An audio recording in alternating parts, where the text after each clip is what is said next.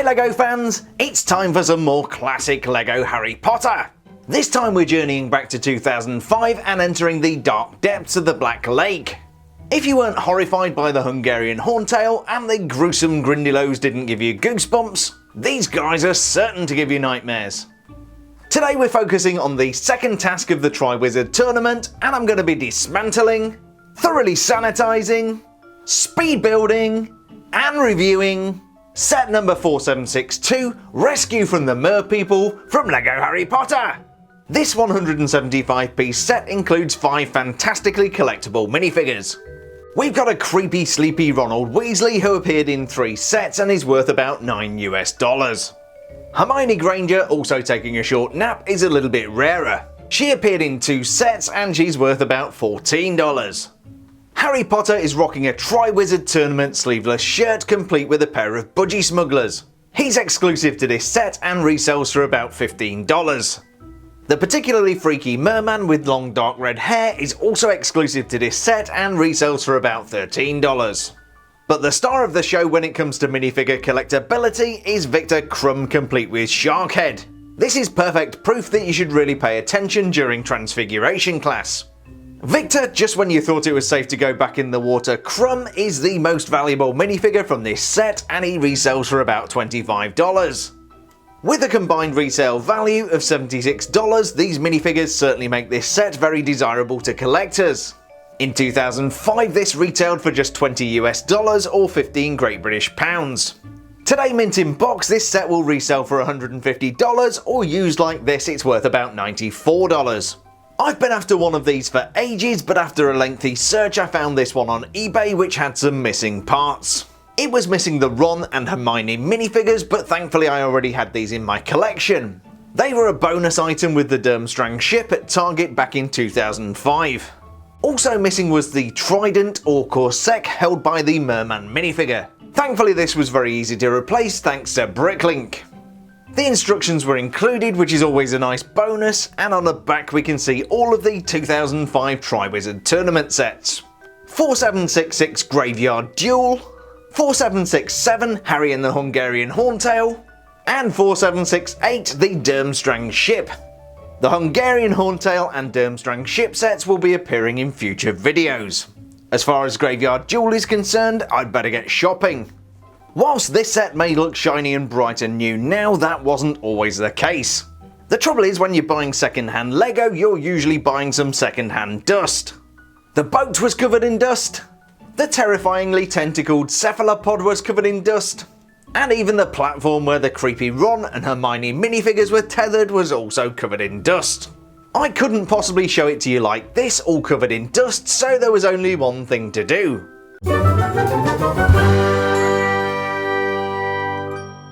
And so we end up with a dusty pile of LEGO elements awaiting decontamination.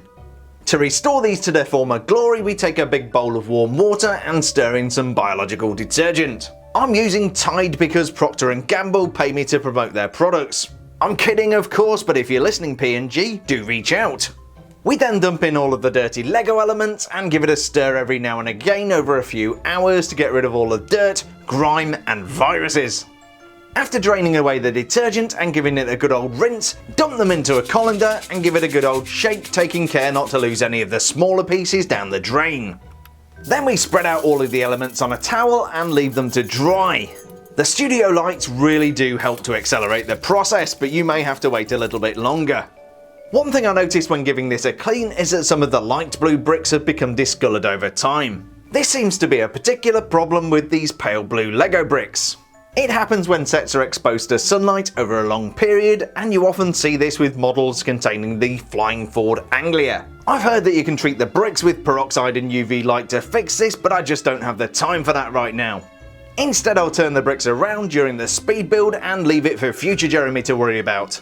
Speaking of the speed build, we have 175 clean LEGO bricks and nothing to review, so we'd best get building. I'm going to go ahead and rebuild set number 4762, Rescue from the Merpeople, and today this is going to be a 60-second speed build.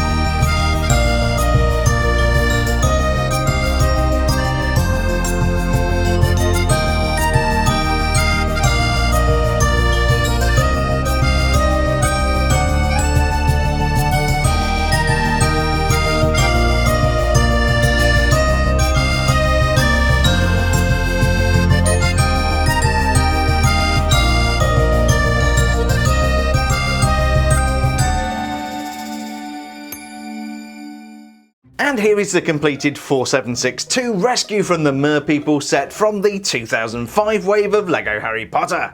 This was super simple to put together and build time was just under 20 minutes. It's an absolutely fantastic little set and I love the colour choices and the unusual selection of elements. I especially like the 8-tentacled cephalopod. We're going to start out by taking a look around the lair of the Merpeople. We'll be showing off some secrets and also some interactive functions. Later in the video we'll also be taking a detailed look at the awesome minifigures and we'll be sharing some stories about the various characters along the way. So join me as we journey under the sea, wrong movie, and enter the realm of the Merpeople. Or more accurately Merperson, as we only get one of these. How can this be Rescue from the Merpeople when we've only got one Merperson? And more importantly, where's Fleur Delacour in that swimsuit? Probably the least useful part of this set is that rowing boat. It's a nice enough little build but not very appropriate for a set that's based at the bottom of the Dark Lake. These are used at the start of the second task to ferry champions and spectators out to the platforms in the middle of the lake. It's a pretty simple little build made out of about 14 elements. On the bottom here you can see we've got these two slope pieces which are held together and then a little bit of decoration around the top here. We do have a couple of clips for these oars and you might notice the oars are very bendy. Let's compare those to a newer version. So here we have two different versions of the LEGO oar element. This one is from Escape from the Merpeople and is really bendy. This one is a more up-to-date version and is less bendy. You'll notice that there is a difference in the construction of these. There is a line along the middle of this one and that gives it a little bit more rigidity. This one is just really bendy and it doesn't feel quite right. So we've definitely got a newer version of the oar and this is one of the older versions. In fact, if you look very closely, the old one has copyright LEGO Group and the newer one also has the part number. Ignoring the fact that nobody needs a rowing boat at the bottom of the Dark Lake, this is actually quite a nice little build. It comfortably seats two minifigures and I'm sure Hermione and Ron are going to have a great day out in the boat. Another smaller part of the set is this underwater cave. I imagine this may be the source of the Grindylow attack, but we don't actually get any Grindylows with this set. Grindylows actually originate from English folklore. According to that folklore, Grindylows are said to grab children with their long sinewy arms and drag them down to their watery doom. One thing I really do like about this cave is the transgreen weed that grows out of the top. It looks a little bit like the kelp forest growing at the bottom of the Dark Lake. The cave itself uses no less than 4 different shades of blue. We have some dark blue elements at the top, a light blue sloped piece, some of the more standard primary blue coloured bricks, and then these rather nice trans blue pieces around the side. Inside the cave I was hoping to find a Grindylow, but instead we get this red lobster. There's a plunger around the back which provides the lobster with some encouragement to come out and show itself. As interactive functions go, it's a little bit on the naff side. This is most definitely not a Grindylow and I don't think it's even a red lobster. In fact, this is a red version of the LEGO Scorpion mould. Whilst relatives of the scorpion may live in water, I'm not sure actual scorpions can. Bringing back creepy Ron and creepy Hermione, we come to the main part of the set. This is the platform where the Merpeople were hiding the champions' friends. Whilst we do have Ron and Hermione in some kind of sleeping state, we are missing 2 other characters. Of course we should have Fleur's sister, Gabrielle Delacour, and also Cedric Diggory's girlfriend, Chang. As well as missing those characters, we also lack a Cedric Diggory, and the Sports Illustrated swimwear edition of Fleur Delacour. The 2 parts of the platform are connected together with this pivot point. On the left of the main platform you'll find this set of stairs which lead up to an octopus. The octopus is a really nice LEGO element, and I really love the fact that the eyes are made out of LEGO studs. It's attached to a platform which you can pivot up and down for some reason. I've really no idea what purpose that serves, but it does put the octopus at a really nice angle. This is a really nice LEGO element, and as you can see it actually does have 8 tentacles. 4 of these tentacles have got these round pieces on the end, and these can connect up to LEGO studs. We also have LEGO studs on the back of the body here, and then eyes. In fact, those do look really like eyes there in the centre. Also underneath we have anti-studs here which allow you to snap it to a LEGO plate. It is just a superb thing. Providing the octopus with a companion, we have a yellow crab at the top of the stairs. It's a super nice element and really adds some colour to this set with the vibrant yellow colour. Mr. Krabs is also guarding a little bit of a secret. There's a hinged lid which reveals some secret items. In the movie version of Harry Potter and the Goblet of Fire, Harry has a knife strapped to his leg. The minifigure version doesn't have that advantage. Thankfully we have these two chrome knives which can cut the ropes which were holding the friends underwater. These are really nice Lego elements, and thankfully even in this second-hand set they are absolutely perfect. They look especially nice offset against the trans green cone elements. The secret feature integrates seamlessly with the stairs, and we have some grey tiles to stop the studs sticking to the base plate. Just to the left of the stairs we have some more greenery with this really nice trans green kelp element. I really do like the colour choices in this set, it's awesome.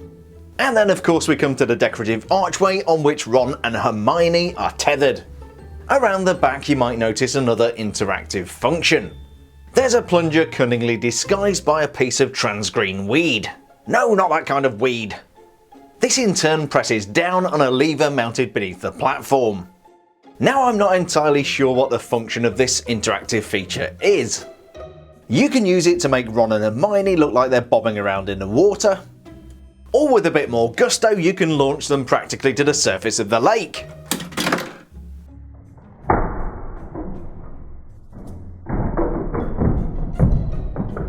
I'm not sure Hermione and Ron would agree, but I kinda prefer the second option. The base of the platform features some arches made out of light blue elements. These were pretty discoloured, but I just turned them around and it looks almost as good as new.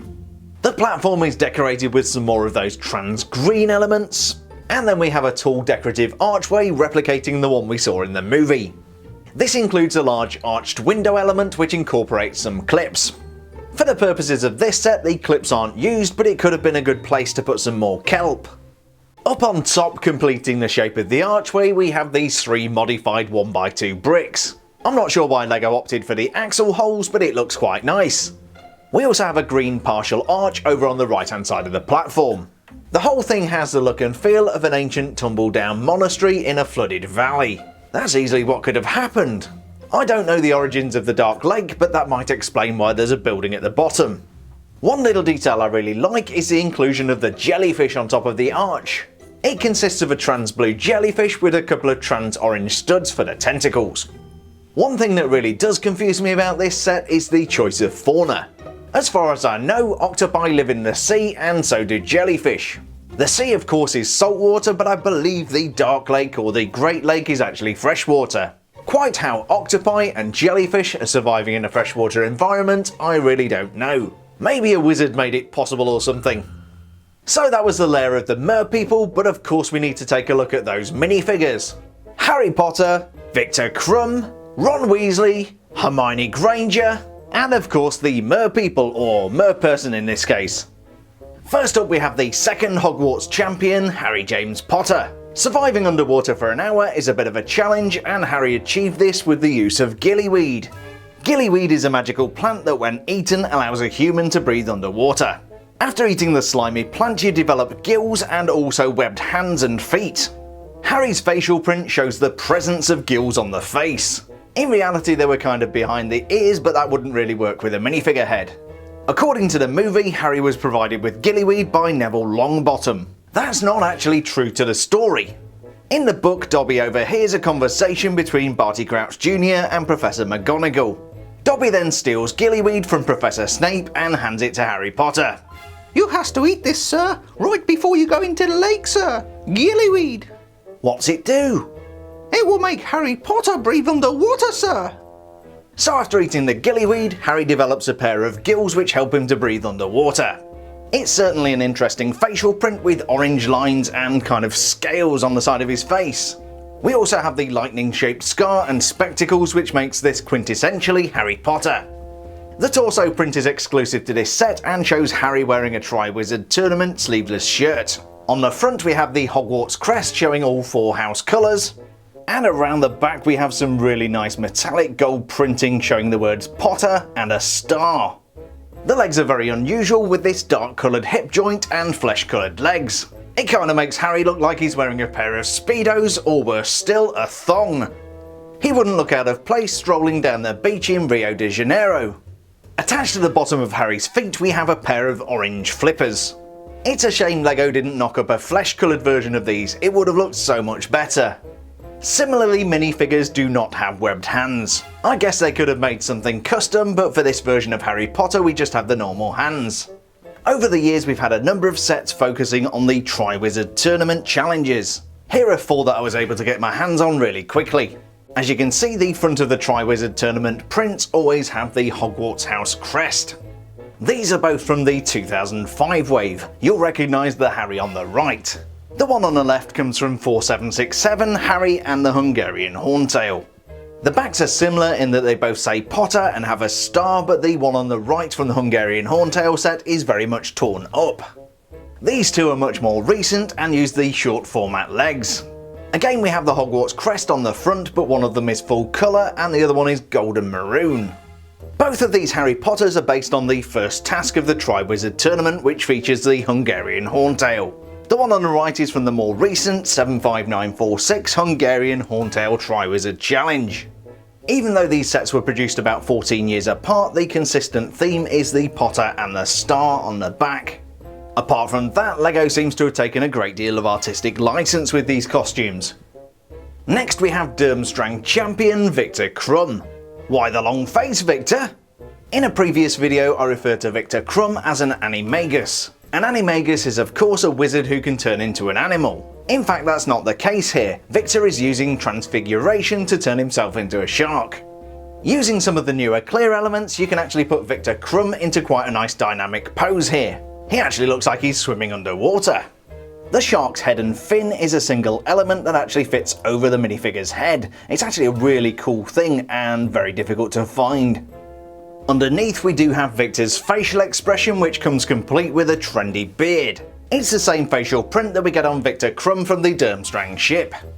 Bulgarian Viktor Krum is wearing a Triwizard Tournament sleeveless vest. It features the school crest, which represents the proud sons of Durmstrang. There's no printing around the back, but you might notice that Viktor Krum is also ready to take on the beaches of South America. Wizards do sure seem to like their budgie smugglers. As minifigures go, this is really unusual and makes Viktor Krum the most expensive minifigure from this set at about $25. Next we have the creepy sleepy Ron and Hermione. Ron appears in 3 sets and Hermione in 2, so she's slightly more valuable. In terms of the torso and the legs, these minifigures are identical. We've got plain grey pants, and then a matching torso print which shows the Gryffindor house colours. We've got a white shirt with gold and maroon tie, and some gold and maroon detail around the bottom of the school jumper. Unlike the Harry Potter minifigure, there is no printing on the back of Ron or Hermione.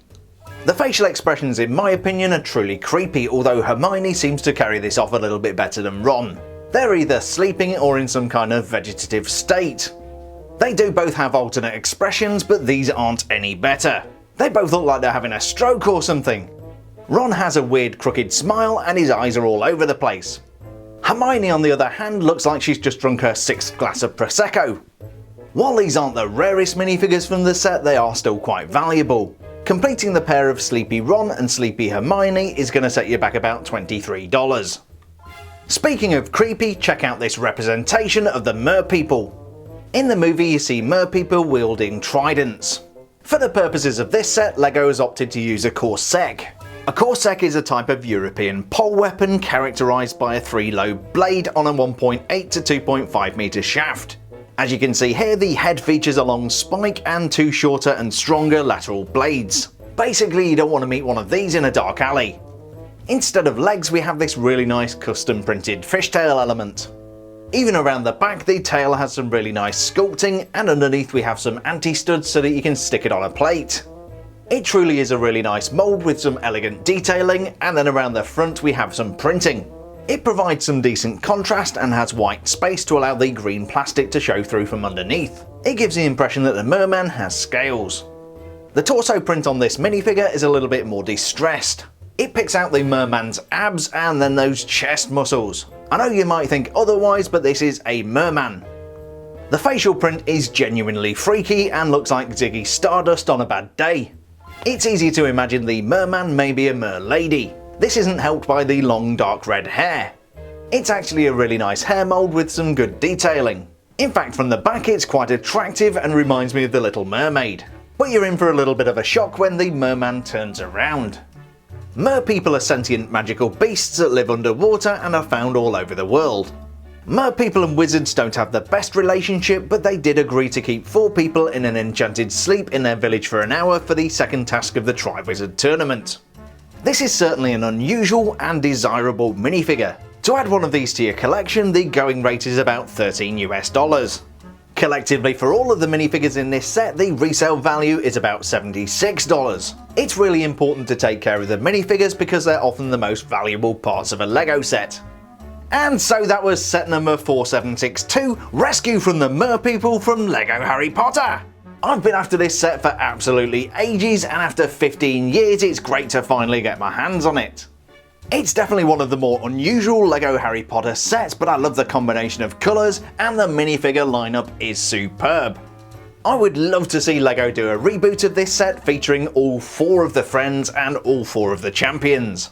In fact, if you check out the Gabrielle Delacour minifigure from 75958, Beauxbatons carriage arrival at Hogwarts, you'll notice that the alternate expression is actually a sleepy expression. I take this as a hint that LEGO is possibly going to use her for another Merpeople set. For the most part, I love this set, it's great. It would have been great to see some flesh coloured flippers for Harry, and maybe even a Grindylow instead of that red scorpion. In fact, maybe the octopus was meant to be a Grindylow, who can say? I really hope you enjoyed this classic LEGO Harry Potter restoration, speed build and review video. As always, please feel free to share your thoughts in the comment section below and I'll reply to as many as I can. For the next video, I think I'm going to stay with the Goblet of Fire theme and cover the Durmstrang ship. If you enjoyed this video, a thumbs up is always appreciated, and don't forget to subscribe for more awesome LEGO Harry Potter content. I do cover other LEGO as well, but you guys really seem to like the Harry Potter sets, and so do I. Thanks a million for checking out today's review, stay safe, wash those hands, and we'll see you on the next build video.